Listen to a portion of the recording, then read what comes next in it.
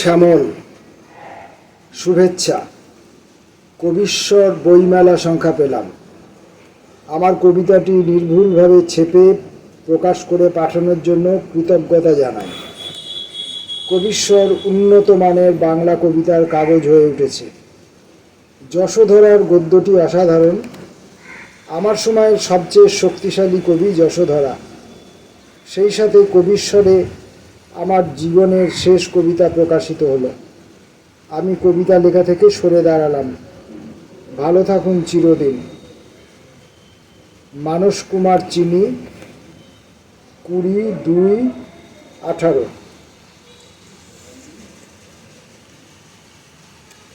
মানস কুমার চিনির এই চিঠিটি শ্যামল শীল, কবি শ্যামল শীল, কবি সম্পাদক শ্যামল শীল, তাকে লেখা এই চিঠিটি পড়ে আমরা আজকে পত্রিকা থেকে কবিতা পাঠ এই পর্বে প্রবেশ করব। কবিশ্বরের এই যে সংখ্যাটি আমার হাতে আছে, এটি হলো কবিশ্বরের এপ্রিল-সেপ্টেম্বর 2019 সংখ্যা। প্রচ্ছদের উপরে বড় করে 24 লেখা আছে, অর্থাৎ এটি বোধহয় পত্রিকাটির 24তম প্রকাশ। এখানে খুব ছোট্ট পত্রিকা, কিন্তু বেশ কিছু ভালো কবিতা আছে এবং বেশ যত্ন করে ছাপা আছে। এখান থেকে আমি আজকে পত্রিকা থেকে কবিতা পাঠ এই পর্বে কয়েকটি কবিতা পড়ব। শ্যামল শীল সম্পাদিত কবিশ্বর পত্রিকা থেকে আজকে যে প্রথম কবিতাটি পড়ব, সেই কবিতাটির নাম বাধ্য পদাবলী। কবির নাম সমরেশ মণ্ডল। সুরের মায়ায় বেজে যেত সারা শরীর। তখন তো ওরা ছিল না, সে আর আমি। কখনো গিটারের মতো একটি তরঙ্গ ভেসে যেত নদী পেরিয়ে, কখনো অরণ্য। অক্ষর শহরের কথা বললে এরকমই মনে হয়। মানুষটি চলে গেল, তবে সপ্তদ্বীপে মায়াময় সন্ধ্যা, খুলে পড়া সব স্মৃতির জঞ্জাল, কিংবদন্তির আলো, পায়ে নুপুরের মতো অবহেলায় খুলে পড়ল সব ভূষণ। তারপর তো ওরা এলো, তরঙ্গে তরঙ্গে অনুদিত হলো কথা।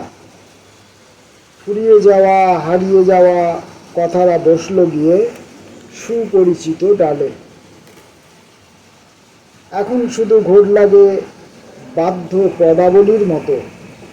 কোথাও দূরে, কোথাও স্বপ্ন লেখা হয় পাতায় পাতায়। পরের কবিতাটি কবি তাপস ওঝার, এইমাত্র বলা যায়।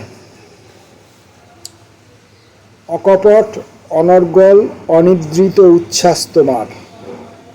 তখন নিশুতি রাত, তখন নরম কণ্ঠস্বর, তখন ছায়ার মতো কিছুই থাকতেই পারে না ইশারার প্রতিভায়। আশেপাশে বন বনানীর চাঁদকে আড়াল করার বেশ চেষ্টা ছিল, পারেনি তখন। তবু চাঁদের বাঁচা মরা তোমার সরস স্বরে সামান্য কুয়াশায় ঢাকা ছিল। ভঙ্গিগুলি স্বর্ণযুগের সঙ্গীতের মতো বদ্ধ ছিল, এইমাত্র বলা যায়।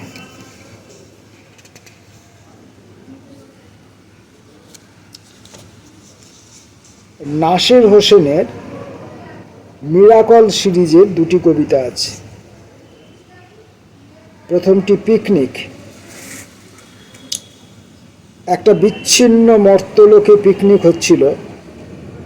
বিশাল একটা শতরঞ্জি বিছানো রয়েছে জঙ্গলের মধ্যে।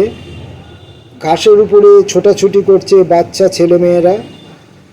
দূর থেকে দেখলে সেই আয়তাকার শতরঞ্জিটাকে মনে হতে পারে ছবির ক্যানভাস। তার উপরে নরনারী ছাড়াও রয়েছে কয়েক গোছা কলা, কয়েকটি আতা, কয়েকটি পেয়ালা ভর্তি জুস, হটপট। একপাশে রয়েছে ছোটোখাটো নধর কুকুর। অন্য কবিতাটির নাম দাবা। ওদিকে নয়, ওদিকে নয়, এদিকে আসুন, আমি আপনাকে পথ দেখিয়ে নিয়ে যাচ্ছি। বিভিন্ন রঙের অনেকগুলো চৌকো ব্লক দেখতে পাচ্ছেন। সেগুলির একটিতেও ঢুকতে হবে না, বরং লক্ষ্য করুন গোলাপি আর হলুদ চৌকোর মাঝখানে একটা কালো পথ চলে গিয়েছে অন্ধ গলির মতো। আসুন সেখানে ঢুকে পড়া যাক। এই সরু গলিটার দুপাশের দেওয়ালে টাঙানো রয়েছে অজস্র দেবদেবীদের ক্যালেন্ডার। একটু একটু করে হেঁটে দেখা গেল নয়নাভিরাম মুক্তাঙ্গন। এবার যে কবিতাটি পড়ব, কবির নাম শানু লাহিড়ী, কবিতার নাম বিড়াল। এখন এই কবিতাটি পড়ার আগে কবিতার তলায় একটা ফুটনোট দেওয়া আছে, সেটা পড়া খুব দরকার। বিখ্যাত শানু লাহিড়ী একমাত্র কবিশ্বরের জন্যই কবিতা লিখেছেন। 2011 সালে প্রকাশিত কবিতাটি পুনর্মুদ্রিত। 2011 সালে কবিশ্বরে এই কবিতাটি প্রকাশিত হয়েছিল, শানু লাহিড়ীর এই কবিতাটি, এবং সেটি এই 2019 সালে এই কবিশ্বর পত্রিকাটি পুনর্মুদ্রিত হলো। কবিতাটির নাম বিড়াল। বিড়ালের চোখের নিঃশ্বাস লেগেছে পাখির শাবকের পালকে। পাখি পথ হারিয়েছে সেই ফাঁদে, নিঃসহায় দুটো ছোট ডানার কাঁপনে। পলকে এনেছে ঝড়ের তুফান।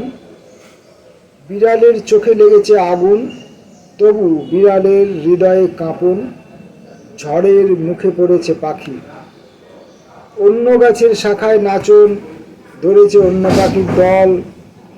ভোরের আকাশ এলো বলে ওই মধুর কুজনে বন যে মুখর। দেখো দেখো বলে ছুটেছে শিশু। যতনে ধরেছে পাখি শাবকেরে, সোনা হাতে তাকে দিয়েছে আরাম। ভালো থেকো বলে ছেড়েছে শাবকে গাছের উপর ডালের চূড়াতে। আমরা যারা এই ভিডিওর মধ্যে কবিতা পাঠ ধরে রাখার রোগে আক্রান্ত হয়েছি, তাদের জন্য তো কোনো সুন্দর একটি স্টুডিও থাকা সম্ভব নয়। তাই আমাদের এই মধ্যবিত্ত মানুষের ঘরে দুয়ারে সংসারে এখানে সেখানে ওখানে যখন যেখানে ফাঁকা পাওয়া যায় বসতে হয়, এবং চতুর্দিকে অজস্র রকমের আওয়াজের সঙ্গে মোকাবিলা করেই আমাদেরকে এই কাজটা করতে হয়। আমরা যখন কবিদের ব্যবহৃত শব্দগুলির প্রতি যত্ন, মনোযোগ, ভালোবাসা দেওয়ার চেষ্টা করছি, তখন এই আমাদের সংসারের চৌহদ্দির বিভিন্ন রকম আওয়াজজনিত শব্দ সেই নিরীহ শব্দগুলোর ওপর আক্রমণ করতে সতত সক্রিয় থাকে। তো এইসব বিবিধ রকমের শব্দ আমাদের পাঠে ব্যাঘাত ঘটায়। তার মধ্য দিয়েই আমরা কবিতা পড়ি, তাতে যতটুকু হলো, এর বেশি কিছু চাইবার পাবার অধিকার আমাদের নেই। এখন যে কবিতাটা পড়ব সেই কবিতাটার নাম তুমি ডাকো। কবির নাম সুভাষ ভট্টাচার্য। সম্ভবত আমি সুভাষ ভট্টাচার্যের কবিতা আজকে প্রথম পড়ছি। তুমি ডাকো জোরে, আরো জোরে, যেমন করে ডাকে পাতিহাঁস, যেমন করে ডাকে জন্মের পর শিশু। তুমি আষ্টে পৃষ্ঠে বাঁধো নিজেকে, রিপুহীন হয়ে ভাসো শূন্যে, নিজেকে বিলিয়ে দাও দাতব্য হয়ে। তুমি ডেকে ওঠো কৃতদাস হয়ে, গর্জন হয়ে, প্রতিধ্বনি হয়ে, তুমি ডাকো। পরের কবিতাটির কবি সুবীর ঘোষ। কবিতাটির নাম মেঘ নাবালের পাখি।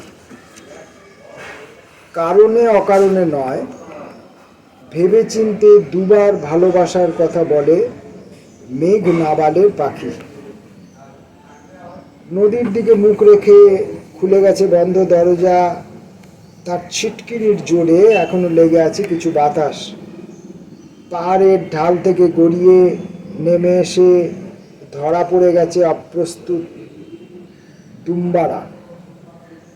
মানুষকে বাঁচায় তার ভাষা, তারই প্যাঁচে পড়ে কাতরায় শব্দের রাখাল।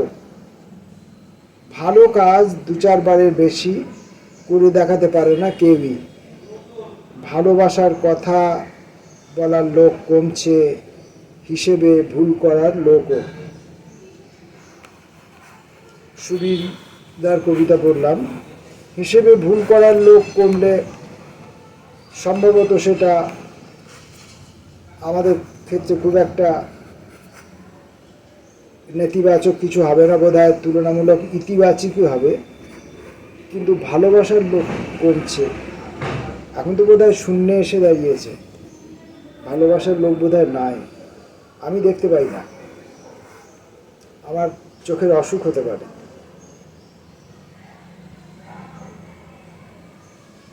সুবিদার কবিতা পড়লে প্রত্যেকবারই একটা না একটা খুব গুরুত্বপূর্ণ মেসেজ পাই, যেটা আমাকে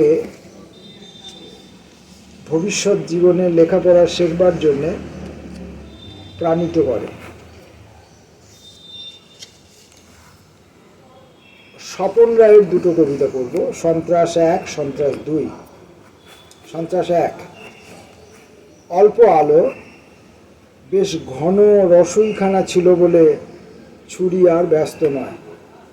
সবজির রস তো ছিলই, কারো আগুলে লেগে থাকা চাপা, আর ছুরির বাঁটে নিপীড়নের পেশি। এখানে তাই শব্দ হয়, ডাকলে বা ঘুরে দাঁড়ালে শব্দ হয় মুখ ঘোরাবার। শব্দ কি বেড়াল হতে পারে? বেড়াল কি জান্তব হতে পারে? খাবার আঁচানো চুপচাপে কিভাবে তুমিও একদিন পেঁয়াজ খসা আমিষে যে রান্না করেছিলে ভেবে আমিও তো করেছিলাম। পরে অল্প আলো হয়, রসুইখানা ছিল বলে ধারালো হয়ে ওঠে ক্লান্ত ছুরিটা। সন্ত্রাস 2। অল্প আলো হয়, বেশ ঘন রসইখানা ছিল বলে ছুরি আর ব্যস্ত নয়। সবজির রস তো ছিলই, কারো আগুলে লেগে থাকা চাপা, আর ছুরির বাঁটে নিপীড়নের পেশি। এখানে তাই শব্দ হয়, চুরুট চুরুট। বেড়াল কি শব্দ হতে পারে জানতব? বেড়াল কখনো পুরনো চাঁদ, তার পুরনো আলো আর পুরনো গালের দাগ নিয়ে বেড়াল টপকে এলো, চেটে দিল ক্রমশ ধারালো হয়ে ওঠা ক্লান্ত ছুরিটাকে। দুর্গাদাস মিদ্যা। স্বপ্ন, সে শুধু স্বপ্ন।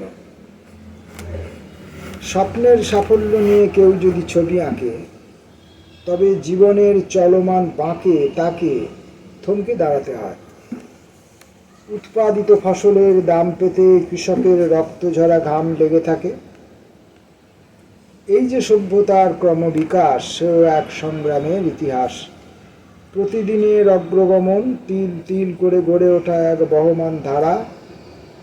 যারা ভাবে কিছু না করে পেয়ে যাবে সব, তাদের কপালে লেখা আছে ব্যর্থতার বহ্নি উৎসব। মাঝি যে হাল টানে, সেও জানে কত শ্রম লাগে পারাপারে যেতে।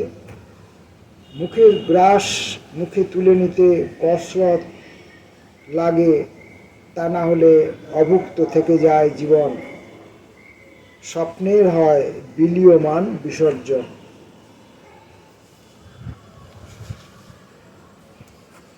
রজতকান্তি সিংহ চৌধুরী, বৈপরীত্য। বিছিয়ে দিলে রক্ত পাই কাঁটা, তীক্ষ্ণ ঋজু অনির্বচনীয়।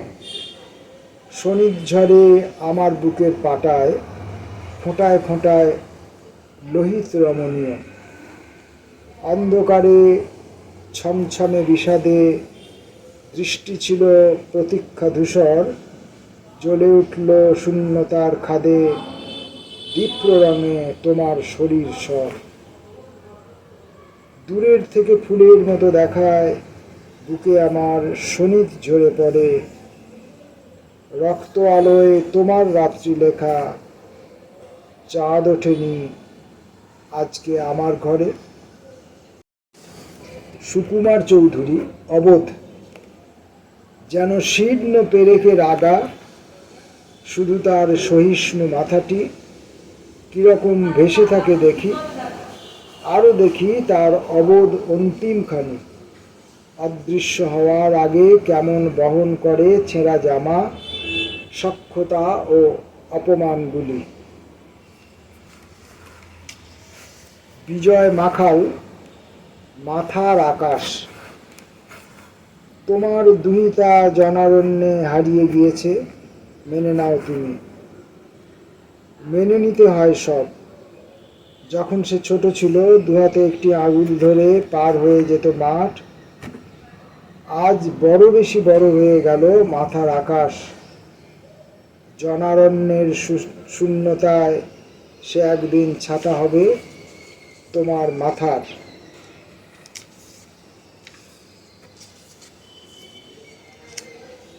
আরও অনেকগুলি কবিতা আছে, সবগুলো পড়লে ভিডিওটা একটু বড় হয়ে যাবে। আমি আর একটা কবিতা পড়ব, সম্পাদকের লেখা কবিতাটি পড়ি।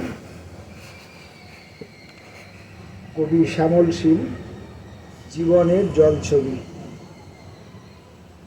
তোমাকে দেখেছি একদিন ধ্বংসস্তূপের মুখোমুখি দাঁড়িয়ে, হৃদস্পন্দনের ধ্বনি শুনছিলে সকাল সকাল। যা ভেবেছ তেমন সহজ নয় জীবনের জলছবি তোলা।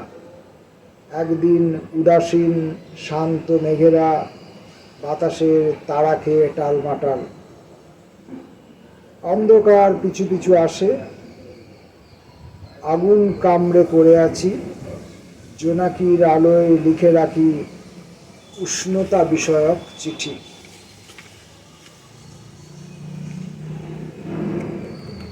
কবিশ্বর পত্রিকার 2019-এর এপ্রিল সেপ্টেম্বর সংখ্যা থেকে কয়েকটি কবিতা পড়লাম। সকলে ভালো থাকুন, সুন্দর থাকুন, সুস্থ থাকুন, অসুস্থ সময়ের চিকিৎসা করুন। নমস্কার, ধন্যবাদ।